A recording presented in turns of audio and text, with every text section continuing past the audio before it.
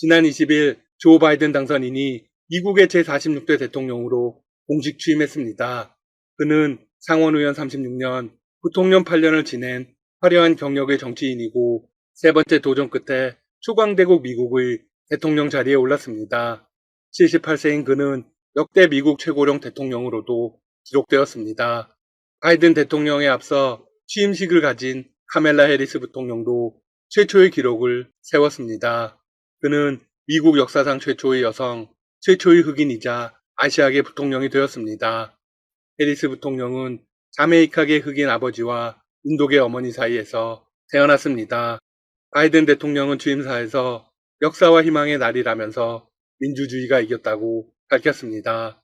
그는 통합 없이는 어떤 평화도 없다. 내 영혼은 미국인을 통합시키는 데 있다며 산적한 난제를 해결하는데 전력을 다할 것을 다짐했습니다.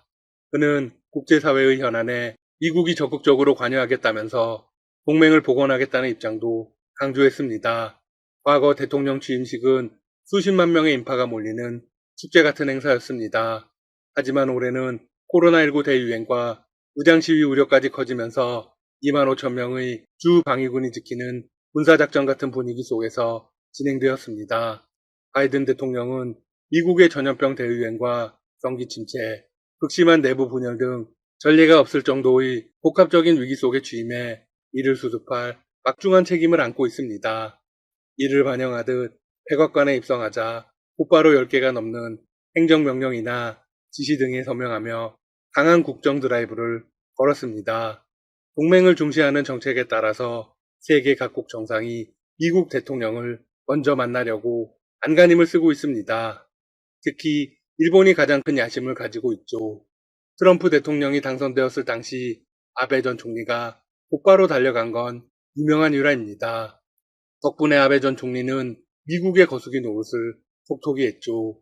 그런데 스가 총리는 성공하지 못할 것으로 보입니다. 일본 현지 언론들은 스가 총리의 다음 달 미국 방문 계획이 불발될 전망이라고 일제히 보도했습니다. 언론들은 그 이유를 이렇게 설명했습니다. 미국 등 세계 각국에서 코로나19 확산이 계속되고 있는 데다 변종 바이러스까지 등장하면서 스가 총리의 조기 방미가 어려워졌다. 일본 정부는 그동안 미국의 새 대통령이 취임하면 다른 나라들보다 하루라도 먼저 정상회담 날짜를 잡으려 속력을 기울여 왔습니다. 이 대통령이 취임 후 각국 정상들을 만나는 순서에 따라 각국에 대한 중요도가 반영된다고 선전해왔기 때문입니다. 쓸데없는 의미 부여로 자승자박을 한 것입니다. 특히 스가 총리의 경우 취임 전부터 외교 능력이 취약하다는 평가를 받아왔습니다. 일본은 그동안 바이든 백악관 첫 도착을 목표로 미국 측과 물밑 협의를 진행해온 것으로 알려졌습니다. 이런 가운데 일본은 긴급사태 선언까지 재발령되며 스가 총리의 지지율이 폭락했죠. 33%까지 떨어졌고 곧 20%로 진입한다는 이야기가 들려오고 있습니다. 스가 총리는 미일 정상회담 개최를 통해 이 국면을 타개하고 싶습니다. 하지만 전혀 원하는 대로 되고 있지 않네요. 더욱이 방미가 이루어지면 문제가 커질 수 있다는 일본 내부의 평가도 나오고 있습니다. 긴급사태 상황이다 보니 지휘체계 부재에 대한 국민들의 비판이 우려된다는 것입니다. 따라서 스가 총리와 바이든 대통령의 첫 회담은 대면이 아닌 온라인 화상회의 방식이 될 가능성이 큽니다. 사실상 확정적이죠. 일본이 급박했던 이유로는 그동안 트럼프 전 대통령에게 너무 찰싹 붙어 있었던 것도 있습니다. 일본은 트럼프의 동생 노릇을 해왔습니다. 예전의 이미지를 벗고 바이든 대통령에게 잘 보여야 한다는 압박감이 있을 것입니다. 스가 총리 역시 언론 인터뷰에서 올 2월을 자신의 미국 방문과 바이든 대통령과의 첫 정상회담 개최 시점으로 거론했습니다. 그러나 최근 스가 총리는 자신의 방미 계획과 관련해 미국 측이 너무 신중하다는 말을 하고 있습니다. 일본 외무성 간부는 미국이 만나주지 않는 이유를 이렇게 설명했습니다. 바이든 대통령이 78세의 고령이기 때문에 코로나19 예방 대책의 관점에서 회담 개최에 신중한 편이다. 일본은 코로나19 신규 환자가 폭증하고 있어서 미국의 입장에서는 더욱 경계할 수밖에 없습니다. 주요 7개국 중에서는 영국의 보리스 존슨 총리도 일본과 마찬가지로 바이든 대통령과의 대면 회담을 바라고 있습니다. 하지만 영국 역시 미국 측으로 거절을 당한 것으로 알려졌습니다. 영국에서는 작년 9월 변종 바이러스가 처음 발견된 후 빠르게 확산되고 있습니다. 전파력이 70%가량 강한 것으로 알려진 이 바이러스 감염자는 현재까지 미국, 일본 등 전 세계 50여 개국에서 보고되고 있습니다. 공교롭게도 영국과 일본은 모두 트럼프 대통령과 친밀한 관계를 유지했습니다. 바이든 대통령에게 잘 보이기 위해서 공을 들이고는 있지만 성과는 어떻게 될지 모르겠네요. 한편 한국의 문 대통령은 바이든 대통령에게 미국의 새로운 시작은 민주주의를 더욱 위대하게 만들 것이라는 축하 메시지를 보냈습니다. 문 대통령은 이날 오전 자신의 페이스북에 글을 올려 바이든 대통령의 취임을 축하한다. 미국이 돌아왔다며 이같이 적었습니다. 이어서 하나된 미국을 향한 여정을 우리 국민들과 함께 성원한다고 적었습니다. 그리고 한국은 자유를 향한 미국의 길을 항상 신뢰하며 굳건한 동맹으로서 한반도와 영내 평화와 번영을 위해 함께하겠다. 보건, 안보, 경제, 기후변화 같은 글로벌 현안의 공조를 통해 한미 동맹이 더욱 강화되리라고 믿는다고 했죠. 마지막으로 미국은 반드시 더 위대한 재건으로 세계를 놀라게 할 것이다. 바이든 정부의 출발에 한국도 동행한다.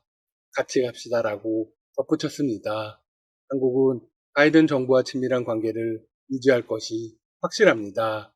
전문가들은 오히려 너무 친밀해지는 걸 우려할 정도이죠. 미국의 입장에서 한국은 가장 중요한 우군입니다. 바이든 대통령 역시 트럼프의 미국 우선주의를 회기 1순위로 꼽아왔습니다. 그는 국제사회에서 트럼프 시대와 차별화하며 새로운 질서 구축에 적극 나설 전망입니다. 바이든 대통령은 트럼프식 외교 정책이 미국의 위상 저하를 초래했다고 보고 미국의 주도적인 역할을 기반으로 한 다자주의의 부활, 동맹 복원에 주안점을 두고 있습니다. 바이든 대통령의 취임으로 미국 뉴욕 증시도 상승 랠리를 펼쳤습니다.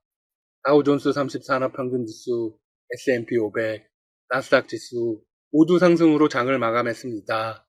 더욱이 3대 지수의 이날 종가는 물론 장중가 기준으로도 모두 역대 최고치를 찍었습니다. 바이든 대통령이 대규모 추가 부양 패키지를 집행하고 코로나19 백신 보급 속도를 높일 것이라는 시장의 기대감이 증시에 반영된 것입니다. 최근 바이든 대통령이 제시한 1조 9천억 달러 규모의 추가 부양안에는 미국인들에게 현금 1,400달러를 직접 지급하고 실직자들에 대한 추가 실업 수당을 지급하는 등의 방안이 포함되었습니다. 미국에서는 올해 하반기부터 경제활동이 거의 정상화할 수 있을 것이라는 전망도 나오고 있습니다. 주요 기업들이 예상보다 좋은 지난 4분기 실적을 내놓고 있다는 점도 증시에 활력을 불어넣고 있는 것으로 분석되고 있습니다. 앞으로의 상황도 계속 지켜보겠습니다. 지금까지 닥터시사TV였습니다. 여러분 시청해주셔서 감사합니다. 구독과 좋아요 부탁드립니다. 포스트 코로나 시대의 새로운 부동산 투자처로 베트남과 캄보디아가 급부상하고 있다. 베트남의 경우 최근 부동산 투자 수요가 공급의 3배에 달해 당분간 부동산 시장의 강세가 이어질 것이란 전망이다. 한국경제TV가 주최한 2020 부동산 엑스포에서 김현수 K비너비즈 센터 수석전문위원은 포스트 코로나 새로운 기회 베트남, 캄보디아 부동산 투자 전략이란 주제로 강연에 나섰다. 김 위원은 포스트 코로나 시대 부동산 투자 전략을 미리 준비해야 한다며 베트남은 우리나라의 1980년 후반처럼 5년 이내 부동산 가격이 폭등하는 빅뱅이 다가올 것으로 전망된다고 밝혔다. 그가 주목한 것은 급부상하고 있는 베트남 MA 시장이다. 2020년 5월까지 MA가 3,210건에 달했는데 이는 전년 대비 33% 증가한 것으로 특히 부동산과 여행업이 주목받고 있다. 한국 기업으로는 SK그룹이 톱랭킹에 자리하고 있고 한화 등이 눈에 띈다. 또 베트남 정부가 최근 108개 국영기업의 민영화, 지분 매각에 나서고 있는 만큼 투자 호재가 풍부하다는 설명이다. 외국인 여행객들의 발길이 끊기자 호치민시의 명소로 자리잡은 벤탄 시장의 상점들 절반 이상이 문을 닫았다. 호치민을 방문하는 외국인 여행객들이 한 번씩은 꼭 들린다는 벤탄 시장이 코로나 여파로 개점 휴업 상태에 빠지자 상인들은 정부가 지원 정책을 마련해주길 요구하고 나섰다. 11일 베트남 현지 매체 징에 따르면 전국적으로 시행했던 사회적 격리 조치가 끝난 지 한 달 이상이 지났지만 벤탄 시장의 상권이 좀처럼 회복될 기미가 보이지 않고 있다. 현재 시장 내 상점의 50% 이상은 문을 열지 않았으며 심지어 일부 가게들은 영업점을 폐쇄하고 양도 대기 중인 상황이다. 소상인들 대부분이 해외 관광객을 대상으로 기념품, 수공예품 또는 패션 아이템, 액세서리를 판매하는데 코로나로 국경 간 이동이 어려워지면서 시장을 찾는 발길이 뚝 끊겼기 때문이다. 호치민시 관광청 통계에 따르면 5월에는 호치민시를 방문한 새로운 국제 방문객이 없었다.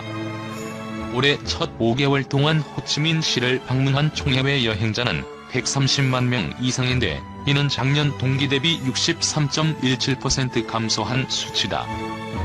올해 호치민시가 수립한 해외 여행객 방문 계획의 14.49%에 불과했다. 징에 따르면 그나마 시장에서 영업을 유지하고 있는 상점의 경우에도 현재 벌어들이는 수입으로는 임대료를 내기에도 턱없이 모자란 상태다. 소상인들은 코로나로 인해 영업이 어려워지자 이 기간 동안 세금을 감면해주기를 요청했지만 정부 당국은 아직 답을 주지 않았다. 그러나 징의 설문조사에 따르면 벤탄 시장의 상점 임대료이나 움직임은 아직 보이지 않고 있다. 사람들이 많이 다니는 중심 지역에 있는 약 3제곱미터 크기의 가게는 월 임대료가 최대 3천만 동, 1.5에서 2.5제곱미터 규모의 키오스크는 월 1,000만에서 2천만 동 수준의 임대료를 내고 있다. 양도를 위해 내놓은 상점들은 위치와 판매 제품에 따라 다르지만 약 8억에서 10억 동 범위 내에서 금액이 형성되어 있는데 이러한 금액은 한참 영업이 잘 됐을 때인 지난 2019년 9월 책정된 수준과 동일하다. 코로나 이후 베트남 항공사들이 전례 없는 할인 경쟁을 시작했다. 6월 들어 노선이 회복되자 항공사 간 항공권 가격에 대한 할인 경쟁을 벌이고 있다. 항공사별 항공권 가격에 대한 차이는 더 이상 100만 동 단위로 벌어지지 않고 단지 수만 동에서 1,000동 등으로 줄어들었다. 현재 6월 하노이와 호치민시 왕복 티켓은 세금 및 수수료를 포함해 평균 105만에서 130만 동으로 판매된다. 그러나 항공사의 프로모션을 잘 활용하면 항공권 가격은 0에서 9만 9천 동으로 떨어진다. 신원 미상인 여성은 월요일 베트남 항공 VN 1379로 중부 후에시에서 탄소온야 공항으로 가족과 함께 도착했다. 그녀는 비행기 계단에서 내리다가 넘어져서 머리를 부딪히고 머리에 부상을 입어 피를 흘렸다.